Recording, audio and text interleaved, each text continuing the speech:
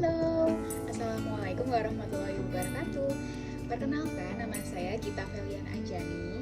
Saya adalah mahasiswi Ekonomi Pembangunan Suri. Jadi hari ini saya akan membawakan materi dengan judul macam-macam akad syirkah. Jadi hari ini saya akan menjelaskan apa sih pengertian dari syirkah, kemudian ada rukun-rukun dari syirkah, serta macam-macam dari akad syirkah. Sudah siap belajar untuk materi hari ini? Kalau sudah siap, yuk kita mulai belajar. Untuk pembahasan pertama yaitu mengenai pengertian dari syirkah. Syirkah secara bahasa merupakan mencampurkan dua bagian atau lebih hingga tidak dapat dibedakan lagi antara bagian yang satu dengan yang lainnya. Sedangkan menurut istilah, syirkah adalah kerjasama antara dua orang atau lebih dalam berusaha yang keuntungannya atau kerugiannya ditanggung oleh bersama-sama. Sedangkan untuk pengertian umum sendiri adalah akad kerjasama antara dua pihak atau lebih untuk suatu usaha tertentu di mana masing-masing pihak memberikan kontribusi dana dengan kesepakatan bahwa keuangan dan resiko ditanggung oleh bersama. Kemudian kita masuk ke dalam pembahasan rukun dan syarat syirkah. Di sini rukun syirkah sendiri ada 3. Yang pertama pastinya adanya pihak yang melakukan syirkah itu sendiri. Yang kedua pihak atau lebih melakukan akidani atau kerjasama. Yang ketiga maqud alaihi, mencakup pekerjaan atau modal. Jadi kalau misalkan salah satu dari rukun tersebut tidak ada, jadi kita tidak bisa melakukan kerjasama atau kerjasama itu tidak sah. Kemudian kita masuk ke syarat syirkah. Syarat syirkah ada 5. Yang pertama adanya aktivis yang mengelola. Yang kedua modal harus jelas, halal, dan sesuai dengan jenisnya. Yang ketiga modal-modalnya dapat dicampur. Yang keempat saling memperbolehkan untuk membelanjakan modal tersebut. Dan yang terakhir untung atau ruginya harus diterima dengan ukuran harta masing-masing. Hukum syirkah dijelaskan di dalam Al-Quran dan hadis.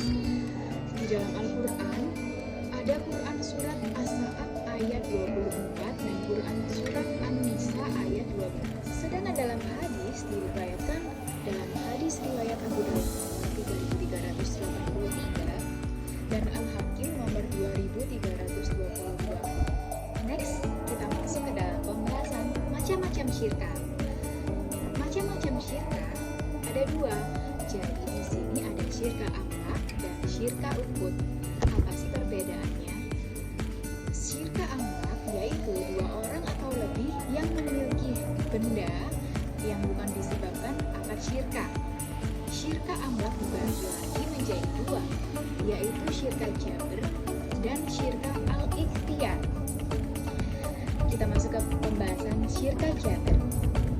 Syirkah jabr ialah berkumpulnya 2 orang atau lebih dalam pemilikan suatu benda secara paksa.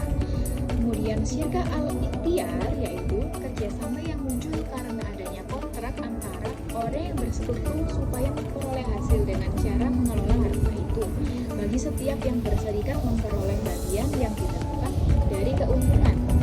Sedangkan syirkah ukut yaitu kerjasama antara 2 orang yang bersekutu dalam modal dan keuntungan.